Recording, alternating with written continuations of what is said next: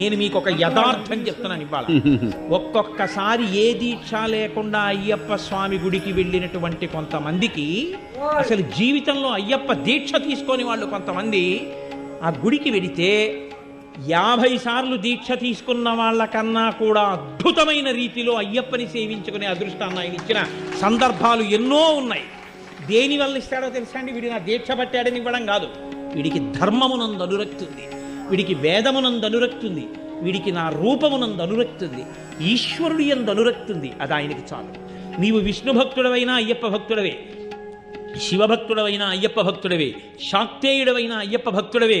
నువ్వు ఏ రూపాన్ని భక్తితో కొలిచి వేదాన్ని నమ్మి జీవించినా నువ్వు అయ్యప్పని చేరుకోగలవు. అది ఆయన గొప్పతనం. శివకేశవుల యొక్క అభేదమైనటువంటి రూపం, అంతటి గొప్ప స్వరూపం, సమస్త దేవతా సమాహారము. అటువంటి మహాపురుషుణ్ణి సేవించడానికి